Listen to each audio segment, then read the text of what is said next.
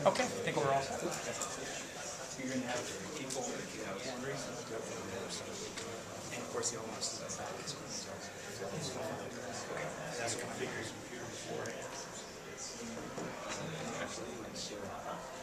Almost in It's been a couple of months. Okay, excellent. And then you can finish up. No, I've got it in my head to grab my cord. Perfect. Okay. Well, welcome everybody. We're going to have more people coming in as the day goes on, as you know. You've got a guest speaker today, and I will read this because I should have memorized it, but I didn't. Todd's an entrepreneur and an internet marketing executive. He has a heavy emphasis in e-commerce and emerging technologies, including SEO, SEM, and social media. In addition to his frequent speaking engagements and consulting practices, he also told me he was a stand-up comedian. It's not on here. He is one of the most connected people on LinkedIn and is the founder of Ocean, which is Orange County Executives and Networkers. It's a real-world networking organization. It now has over 9,000? About 9,000 members in Orange County. So join with me and welcome Todd. Thank you. Hi, I'm Todd, and I'm not an alcoholic. I'm basically a mathematician by avocation. In a perfect world, I'm the guy who sits in a dark closet somewhere just crunching tons of numbers. But when you are an entrepreneur and you're in the business world, networking is vital, to say the least. So when LinkedIn came around, I said, cool, this is the perfect world. I get to network without actually, dealing with human beings. So I sat there and I started kind of playing around. It's like, ooh, we have this in common, let's connect. And we have that in common, and let's connect. And next thing I knew, I was somewhere around 20,000 first-degree connections on LinkedIn. And growing. And all of a sudden people start coming up to me going, do you do speaking engagements? Well, like I said, in a perfect world, I'd want to sit in a dark closet and crunch numbers, but yes, I do speaking engagements. So here I am, talking on social media. Let's start. Some of the basics. How many people here are on LinkedIn? Okay. Maybe I should have asked, how many of you aren't on LinkedIn? Good. Okay. How many of you use Twitter? Okay. How many of you are on Facebook? And how many of you are using Facebook as a marketing tool? All right. How many of you have your own blog? Okay, good. And I'm going to assume that very, very few of you are on MySpace because it's MySpace. But let's go over a couple of basics. Social media is great. It's wonderful. It lets you keep in touch with ex-girlfriends and kids you knew in kindergarten and all that fun stuff. But this is the MBA program. Let's talk about using these things for business. All of social media boils down to one thing: branding. You want to build your personal brand as an executive. And yeah, it's nice when that can carry over and, win some value for the company you're with. But how many of you in this room are entrepreneurs or want to be entrepreneurs? Personal brand is everything for you. Because if you're sitting in front of a VC, one of the things he's going to ask for is, let's see the executive bios. Who are you? What have you done? Why should I give money to you? Well, if your personal brand is strong enough, that question doesn't even get asked half the time. Now, one of the problems with being an executive is time. Time management is critical. So what I'm going to do today is teach you how to be time efficient in building your brand. I heard somebody earlier in this classroom talking about not having time for a haircut being in the MBA program. He knows who he is. But the question is, do you have 1 minute in your day to start building your brand? Do you have 10 minutes in a day to build your brand? Can you squeeze out an hour? Maybe not. Okay. But if you understand, if I've got a minute, here's what I do. If I've got 10 minutes, here's what I do. And you've got a break coming up sometime in the next 18 months or so. So at that point, you can either take a nap or you can use the 1 hour a day. I'm going to start by telling you something I probably shouldn't. I am cheap and I am lazy. This is not nearly as bad as it sounds, because when I say I'm cheap, I mean if there's a cost-effective way to do something, that's what I'm going to do. And lazy, I like to be efficient. So, give you an example. I can run my Facebook page and my Twitter account and my LinkedIn account and deal with building my brand on each one of these, or I can be lazy, lazy, lazy and connect all the together using software, using free software that allows me to put my message out and have it echoed across the board. I'm really lazy. So, let me, hang on, my screen just went dead here. Ah, here we go. The 1 minute plan. You got a minute in your day. We're not going to bother with Twitter. We're not going to bother with Facebook. What we are going to do is focus on LinkedIn, because this is the be-all, end-all in business at the moment. Now, the first thing you have to do, make sure your profile is set to 100%. Make sure you've got your education in, make sure you've got your bio in, make sure you've got your current position and previous positions in, make sure you've reached out to at least a couple of people that you know, make sure you've got a photo up there, because people don't take you seriously or as seriously if your page looks like name, Bob, job, currently looking, and that's it. But the closer to 100% you are and the more detail you are giving, the more real you are to those you're looking to connect with.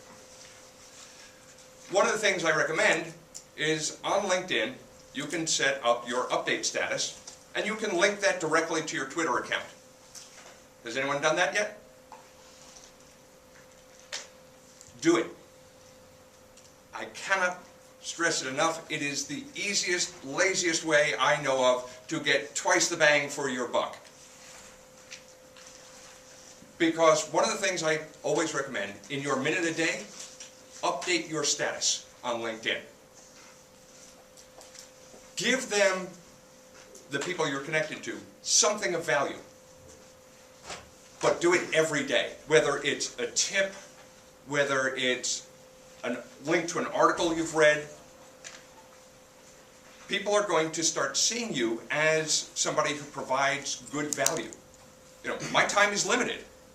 Like I said, right now, my LinkedIn network is 26,800 first-degree connections. If I spent a second looking at everybody's update, that would be my day. So you filter things, but you want to be the person who gets past that filter. You want your brand to be in front of their faces. So provide something of value every day, and people start saying, yeah. How do you avoid being seen as a spammer if you do it too much? The easiest way to do that is ask yourself one question. Is what I'm doing annoying?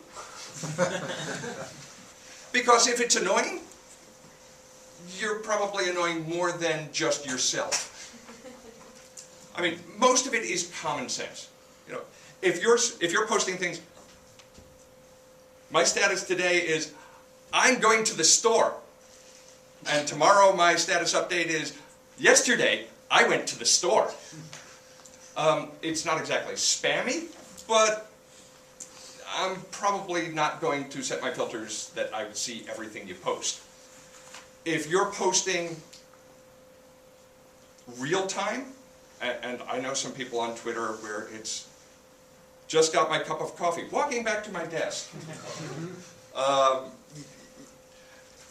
That sort of person I don't even set the filters for. I generally just don't follow them. Because it gets to be annoying. And that triggers my personal spam filter.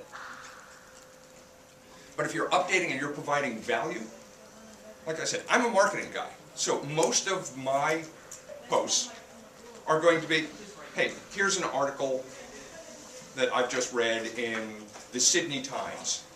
Something that most of my American buddies may not have read.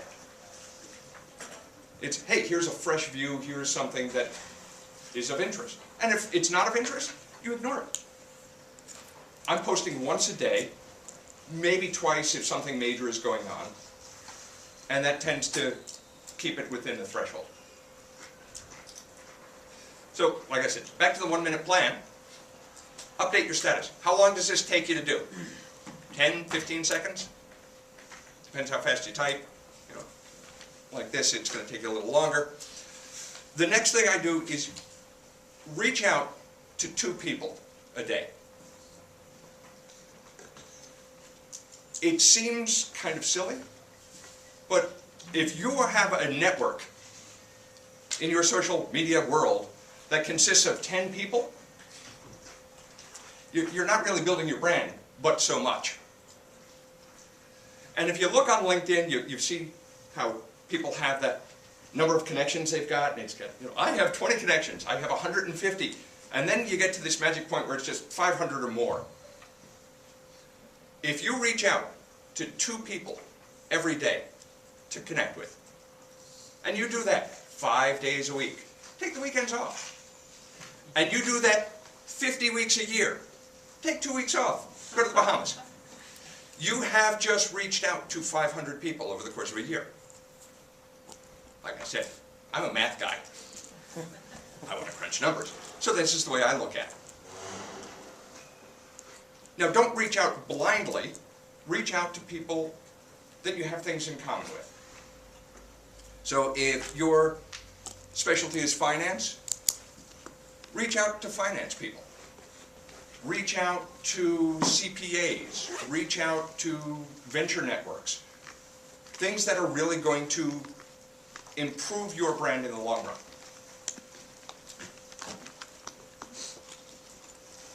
All right. That's a minute a day. I think you've all got time for that, right? All right. Now you've got 10 minutes. Right. In addition to the minute you just spent, here's how you spend your other 9. Interact with people. Like I said, I hate doing it, but it's something that you do because it's good for you. Not like eating roughage. But interact with people, not just post out. Ask questions. Comment on other things going on around you. It puts your name out there, and your name becomes your brand. If you're reading an article or a blog post somewhere and something really strikes you, respond. You're reading the articles anyway. Again, don't be spammy. Don't say, yes, your international business article was great. Come read my blog. No, but if you've got something intelligent to add to the conversation, do so. Because most people who read articles will at least skim the comments below. And, you know, unless you're some idiot pointing to your own blog mindlessly or screaming first when you're the when you're that guy, but you're adding something to the conversation, people start making a connection in their mind that, hey, this brand is adding value to my world.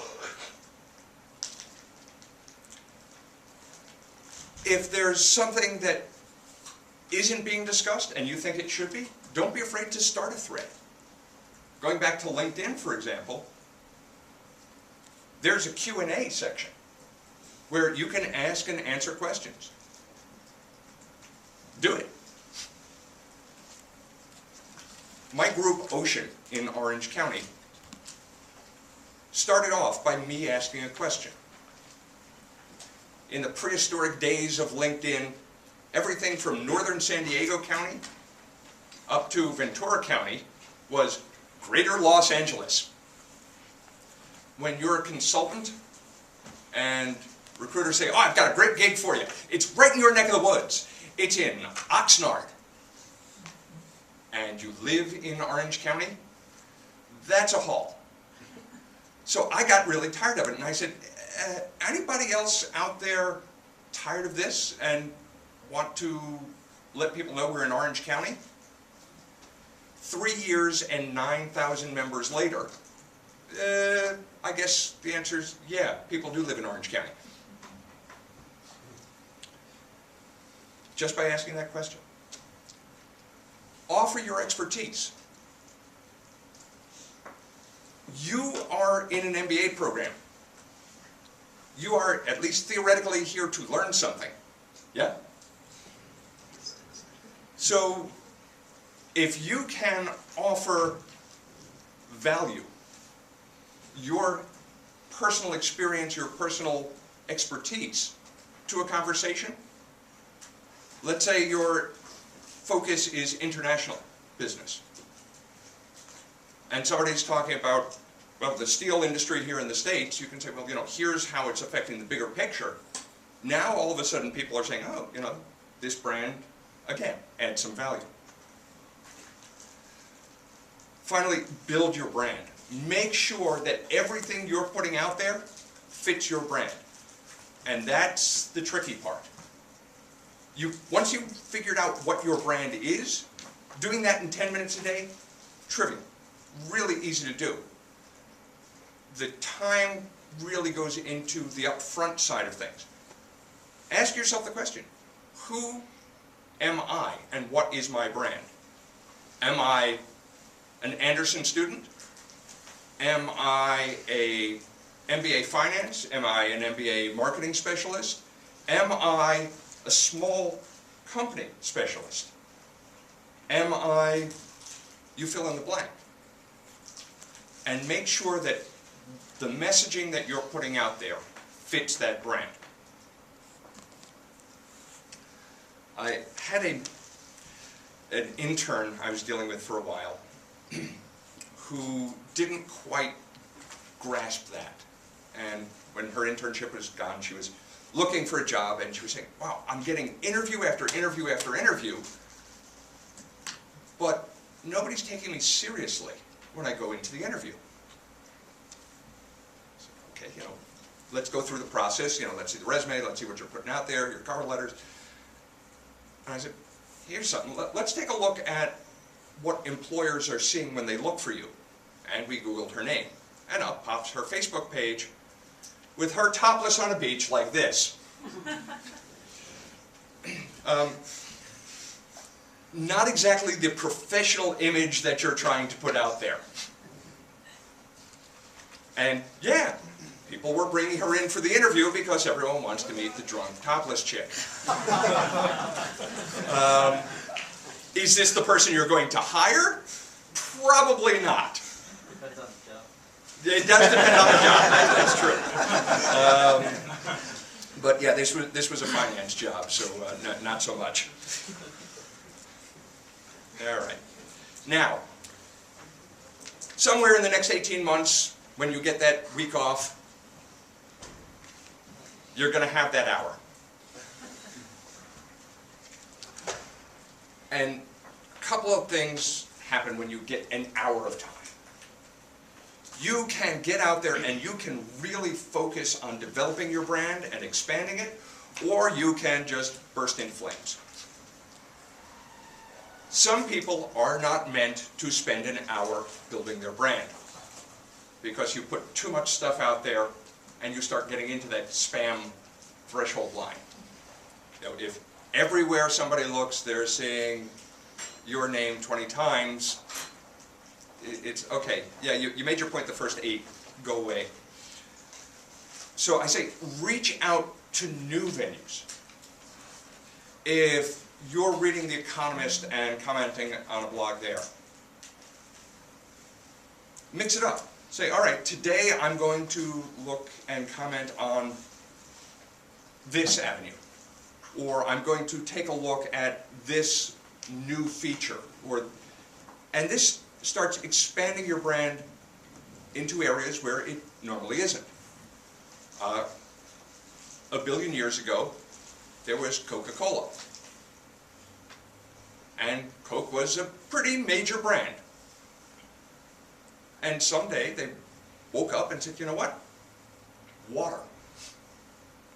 Let's sell water. It still makes some money. Technically it's a sub-brand, but it's still adding value to the company, adding revenues to the bottom line. Looking at new venues, you'd be amazed. Sometimes you find things that you never would have. For example, when a numbers guy gets asked, do you do speaking engagements? Why yes. Yes, I do. And now, probably 25% of my business is speaking engagements. Just because you're not afraid to push your limits, explore new spaces for you. Another thing you can do if you've got an hour a day, start a group. On LinkedIn, setting up a group takes you 2 minutes. Really does. You can set it up, run with it immediately. Running and managing that group, however, will take a little bit of time. Especially when a group starts, you're going to have to take positive actions. You're going to have to get in there and mix it up, stimulate conversation, get folks interacting. Once it happens, once you reach a certain critical mass, it fends for itself. But if you have successfully built a group, you are by definition the expert. I used to be the marketing director for a men's neckwear company. And I sat there in my t-shirt and jeans and marketed neckwear. We had no brick and mortar, 100% of our sales were online, so I could dress as casually as I wanted and usually did. I built the Well-Dressed Professionals group on LinkedIn, however, as a marketing tool for people who do not believe in casual Fridays. Because to me, I said, all right, anybody who's joining this group probably wears more than one tie a year. The group is now a couple of thousand members, and about 2 years ago, I was contacted by the Wall Street Journal for advice on fashion.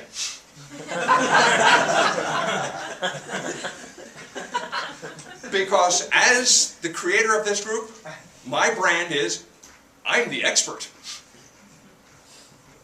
Yeah, I mean, over the years I've learned a thing or two, but I'm not a fashion guy.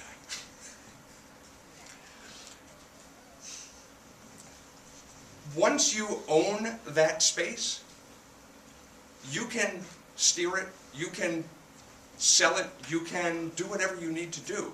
But monetizing a brand like that is not that hard. I built my little group, and then I built another little group, and I built another little group. And I just set up little discussion boards for them. I do no marketing for them. They just run on their own. And they make me a couple of bucks a week for doing absolutely nothing. Like I said, I'm lazy and I'm cheap. So this is perfect for me. But if you establish yourself as an expert, you don't have to build it as a group.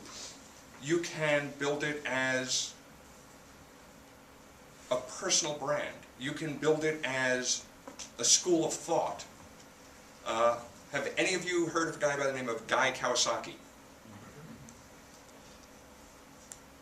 Do you know how Guy Kawasaki got his start? He was a brand evangelist for the Mac. Now, he gets $10,000 for mentioning a brand. Just mentioning a brand, because he has millions of people who believe in his brand. Not too bad. Now, there are some tools and tricks of the trade. How many of you are in a marketing focus? Okay. My favorite tool out of just about anything on the internet is Bitly. Anybody use Bitly? Okay. Well, first of all, you're all familiar with Bitly? Okay. Twitter is a great tool, but it has a couple of problems. Number one, it's 140 characters. That's all the space you get to get your message across. So let's say your message is a link to a website or an article. Most URLs are pretty long. Some of them are even about 100 characters in length if you're looking at an article somewhere. So that leaves you very little time to actually comment about that link. Bitly is a website where you can go and you can copy the URL that you want to send people to, drop it in there, and it gives you a really short little link. It'll be bit.ly/ and an 8-character string. Cool. Now you're using much less space. You can write a little more about it. It also has the advantage of tracking. Let's say you're sending somebody to an article. How do you know how many people have gone there? If it's your site, great. If it's somebody else's, not always easy to tell unless you've got a deal in place. With Bitly, you can tell how many people clicked on that link and got forwarded. Interesting but bizarre little factoid. Does anybody know what the .ly extension is on international codes? Libya. Libya, yes. So one of the most popular URL tools in the United States is a nation that we're not allowed to do business with. So, but anyway, like I said, it tracks traffic going through that link. Let's say you want to research a competitor. Most metrics you can't really tell. However, if your competitor has used a Bitly link, you take that link, you drop it in your browser, put a little plus sign at the end, and it will give you all of the data. Not just your data, but let's say Coke does a campaign using a Bitly link. bit.ly/Coca-Cola, that's 8 characters. You type in that link, Coca-Cola plus sign at the end, you will be able to tell how many people clicked, where they clicked from. You will be able to tell what countries they're from. You'll be able to tell time of day. There's all sorts of data that you can get just as market analysis. Not a bad tool to have. Some of these other tools are just nifty little things for telling information about social media in general. These are all on the handout. Now there are literally tens of thousands of these. Right now it's one of the hot spaces in the entrepreneur world. Everybody wants to make monitoring software and capitalize on it. So I pulled these together last week. I'll bet you at this point at least 1 or 2 of them are gone. and 9 more have taken their place. But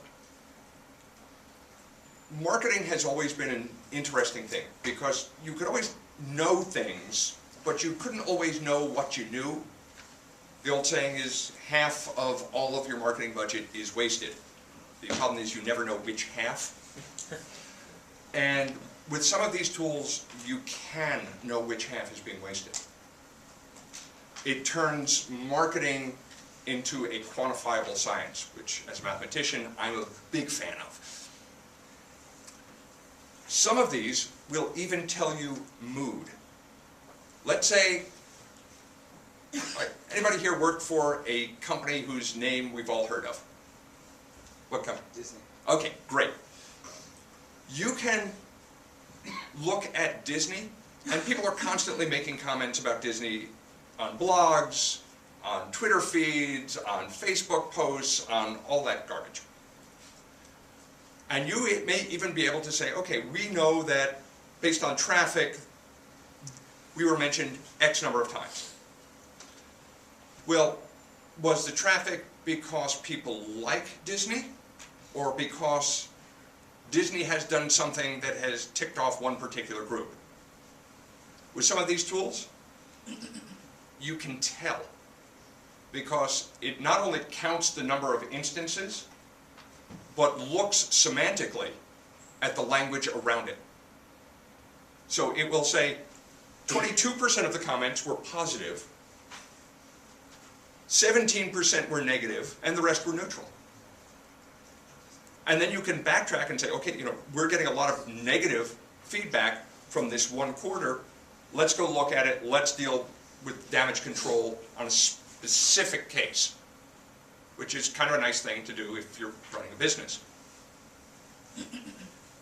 So in general, if you look for social media metrics tools, you'll find a billion of them. These are just some of the ones I've used recently. All right, to sum it up, social media. Most important thing you can do is whichever channels you're using, be it Twitter or Facebook or LinkedIn, make sure your profile is complete, because it makes you more real to people around you. Connect with others. Again, 2 people a day is all it takes.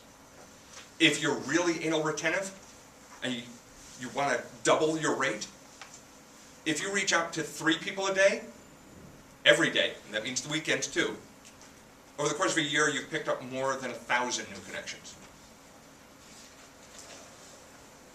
Be consistent in your messaging. If you're on Twitter with one message that you're putting out to the people who follow you on Twitter, and you've got another message entirely that you're using on Facebook, you're diluting your brand value. You confuse your audience because there's going to be some overlap, and really don't get the maximum value from it.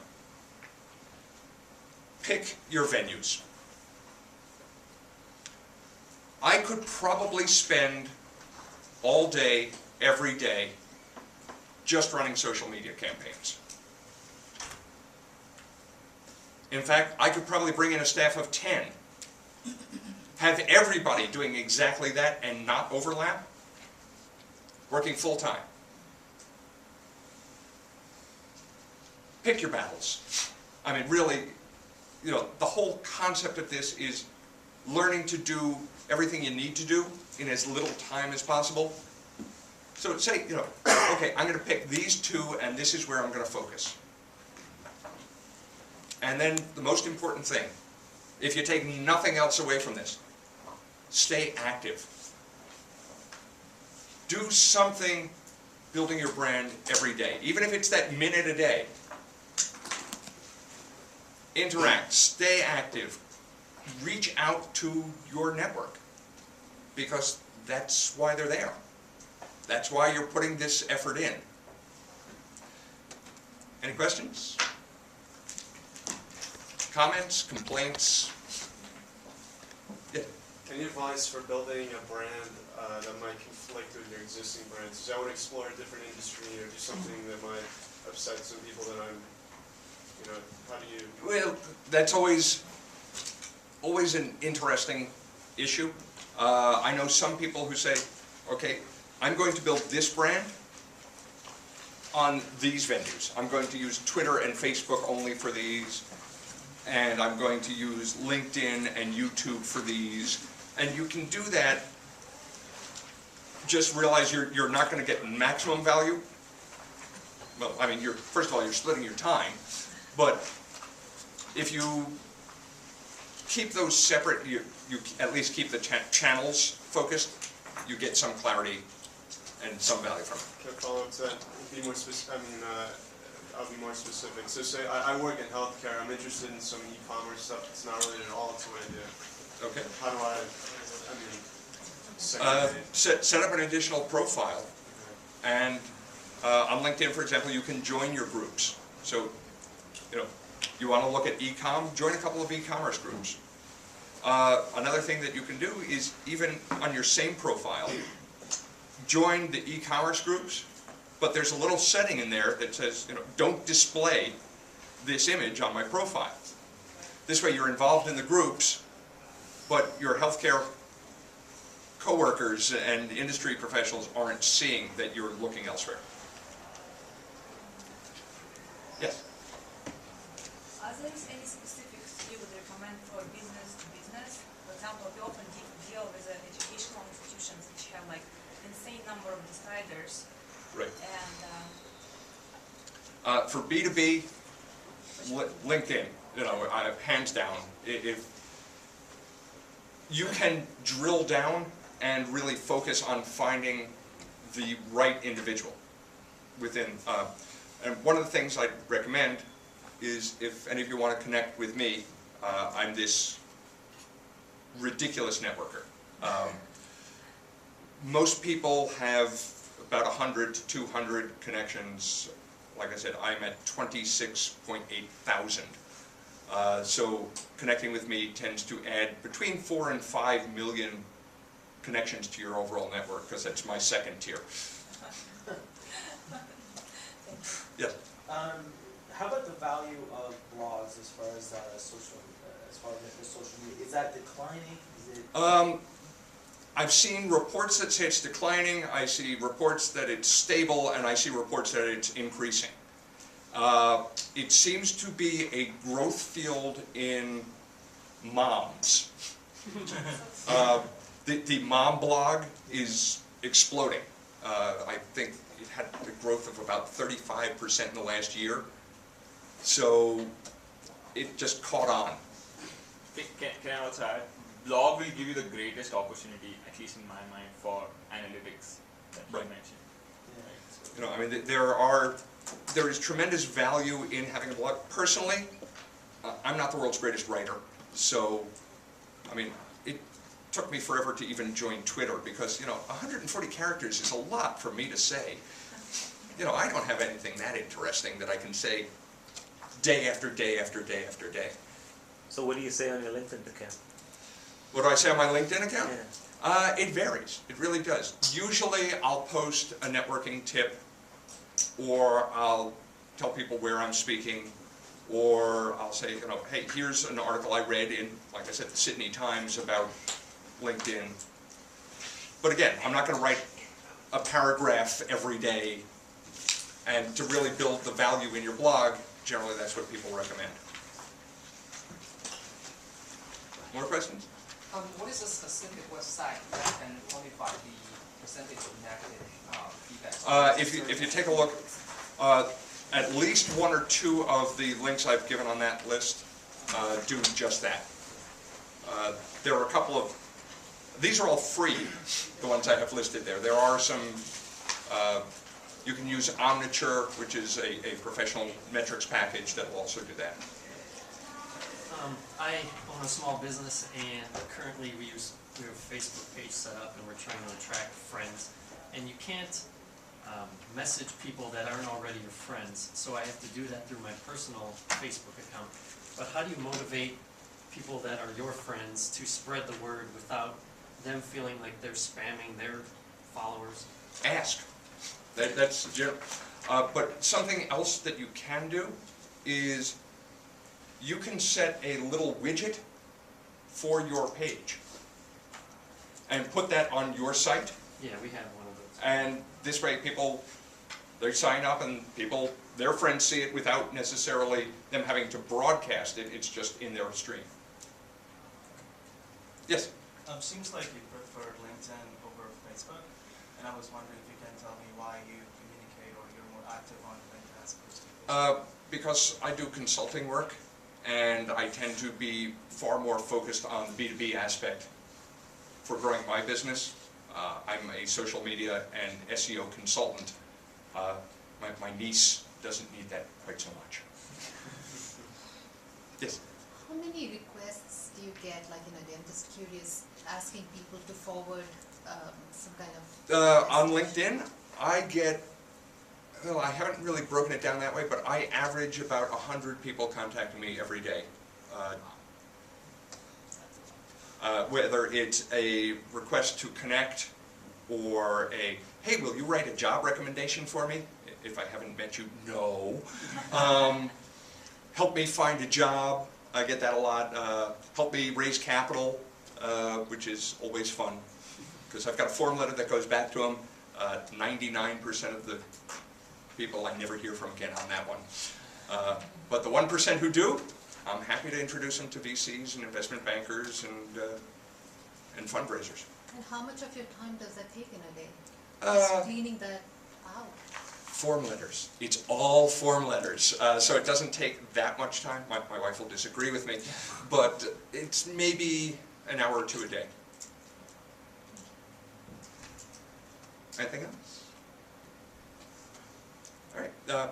I have some other handouts here with basic networking tips. If anyone's interested, I printed up about 1,000 of them for an event that I ended up giving out about 6.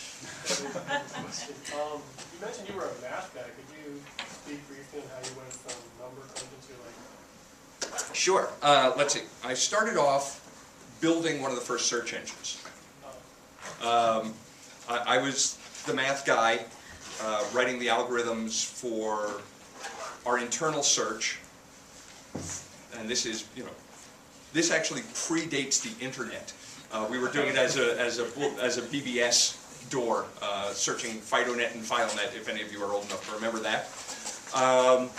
Wrote those, migrated that over to the internet when we were able to. Then our monetization method was handling electronic fulfillment of software products. So we said, how do we leverage other search engines? So I reverse engineered Inktomi and InfoSeek and WebCrawler, give you an idea of how far back this was. Started my own consulting practice for SEO, and basically, SEO moved from math into marketing, and it just went that way. So I've always been a firm believer in quantifying the marketing wherever possible. It's all about ROI for me. Yes? In your opinion, what you do, search engine optimization and social media consulting, is it a well understood problem domain? It is now. No. Okay. When I started, about half of my job was explaining what a search engine was. I'd walk into clients and, so you do what? Yeah, I help you get your website on the first page of Google. How do you do that? And, okay, well, here's, so you want to rewrite our entire website? No, I want you to rewrite your website and I'll tell you how. Right, like it's kind of the problem that I face. We work in a techie firm and we work with these mom and pop auto dealerships, and they feel that just because they have a website, they'll open Google and they type in their name and that's their hit will be the first result. Yeah, most people now at least understand it as a concept. Now that Google is ubiquitous, whereas before people, email was the killer app back then. So, yes? Do you get invitation to connect with people that you don't want to connect? Very rarely. Most most of the time, I'm a firm believer in open networking. You never know where your next value proposition is going to come from. I used to joke that I would even connect with a dirt farmer in Lithuania, but I had to stop making that joke when I actually got a request to connect from a worm farmer in Lithuania. He's a vermiculturist in Lithuania, so yeah. And I said, I gotta accept this one. And so now I'm looking for another really, really obscure industry in a place nobody's heard of. Yes? When you go through your LinkedIn contacts, Yes. And you just scroll through them, do you know every single person on there? Do I know all 26,000 plus? The ones you're directly connected to. Yeah, that's the 26,000 plus. Okay. Do I know all of them? No. But have I communicated with 90% of them? Yes. Have I met probably 20% of them? Pretty close. You know, not having lunch necessarily, but a situation like this where, you know, hey, I'm Todd, you know. My wife frequently complains that I've got a lot of business cards just laying all over the place. I do. I meet a lot of people. Anything else? Yes? How do you personalize your invite on LinkedIn if you want to join someone? Well, I don't anymore because LinkedIn gives you 3,000 invitations and those are long gone for me.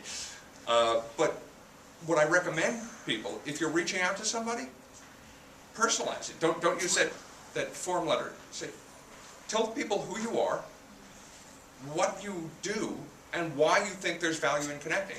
You know, if you're reaching out to a classmate, hey, let's link up, that's not a big deal.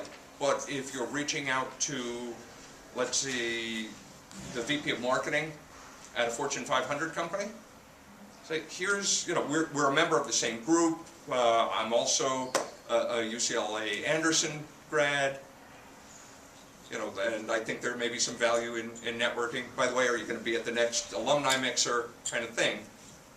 Now it's, oh, definitely somebody you're more willing to connect to than, hi, I have found this tool and find it very useful. Please, you know, you get thousands of those a day, and ignore them.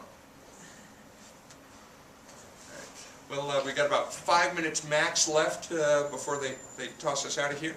Any other questions, comments, complaints? Okay. Well, thank you very much.